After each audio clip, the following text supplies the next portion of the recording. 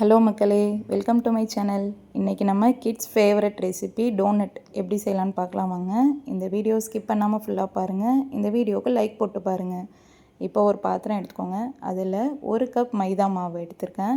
இது கூடவே 1/2 cup powder sugar, ஜீனியை நல்லா மிக்சியில் அரைச்சி எடுத்துகிட்டு வந்திருக்கேன். இது கூட 1/2 spoon baking powder, 1/4 spoon baking soda சேர்த்துட்டு இது ரெண்டும் சேர்க்கணும். அப்போ தான் நமக்கு பேக்கிங் பவுடர், பேக்கிங் சோடா சேர்த்தா தான் டோனட் நல்லா ஃப்ளஃபியாக கிடைக்கும். இது கூட 2 ஸ்பூன் தயிர் கெட்டியானது சேர்த்துக்கோங்க. சேர்த்துட்டு தேவையான அளவு உப்பு சேர்த்துக்கலாம். 2 ஸ்பூன் நெய் சேர்த்துட்டு நல்லா நம்ம கலந்து எடுத்துகிட்டு வந்துடலாம். காய்ச்சி ஆற வச்ச பால் கொஞ்சம் கொஞ்சமாக சேர்த்து இதை அப்படியே நம்ம பிசைஞ்சு எடுத்துகிட்டு வந்துடலாம். இது பிசையும் போது நமக்கு கையில் ஒட்டுற மாதிரி தான் இருக்கும். நம்ம அதை அப்படியே கலந்து விட நமக்கு கரெக்டாக வந்துடும். சப்பாத்தி மாவு அளவு வந்துடும். இப்போ பாருங்கள், நல்லா கலந்து வந்துடுச்சு. ஒன்று சேர்ந்து மாவு வர வரை நல்லா பிசைஞ்சு வச்சுக்கோங்க. மேலே காயாமல் இருக்கிறதுக்கு எண்ணெய் தடவி 2 மணி நேரம் வச்சுருங்க. இப்போ 2 மணி நேரம் ஆயிடுச்சு. நம்ம சப்பாத்தி எப்போதும் பரட்டோம்ல, அதே மாதிரியே மாவு டஸ்ட் பண்ணிவிட்டு நம்ம எடுத்துக்கலாம். இதை சப்பாத்தி கட்டையை வச்சு ரோல் பண்ணிக்கலாம். இது ரொம்ப மெல்லிசாகவும் திரட்டக்கூடாது, ரொம்ப மொத்தமாகவும் திரட்டக்கூடாது. நமக்கு கொஞ்சம் தடிமனாக இருந்தால் மட்டும்தான் நமக்கு டோனட் நல்லா ஃப்ளஃபியாக வரும்.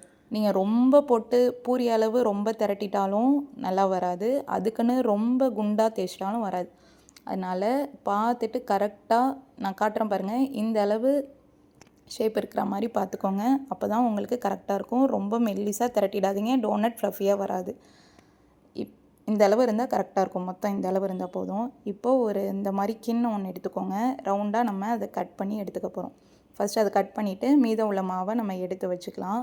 நமக்கு டோனட் ஷேப்க்காக இந்த மாதிரி ரவுண்டான கிண்ணம் இல்லை உங்கள்கிட்ட மூடி எதையாவது வச்சு கூட நீங்கள் இந்த மாதிரி கட் பண்ணிக்கலாம்.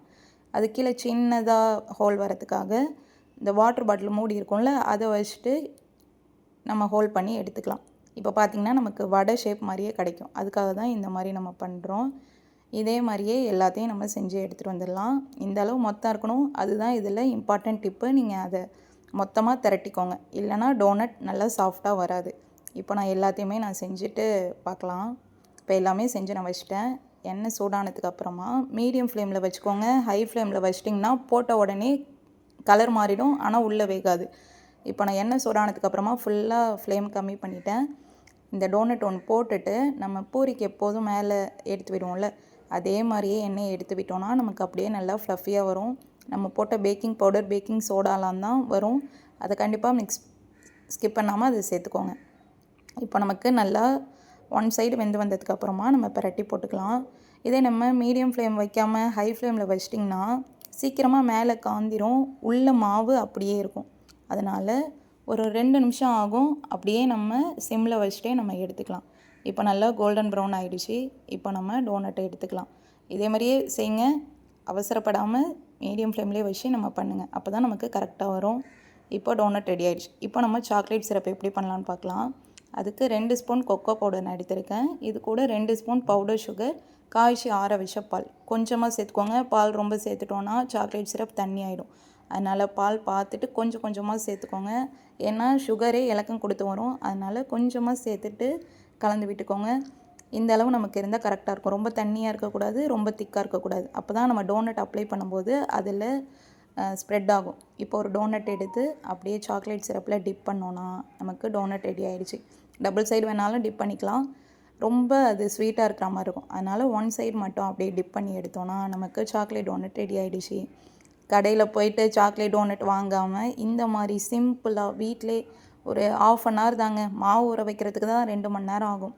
டோனட் செய்கிறதுக்கு நமக்கு 1/2 hour கூட ஆகாது. கண்டிப்பாக ட்ரை பண்ணி பாருங்கள். சின்ன பசங்களுக்கெலாம் ரொம்ப பிடிக்கும்.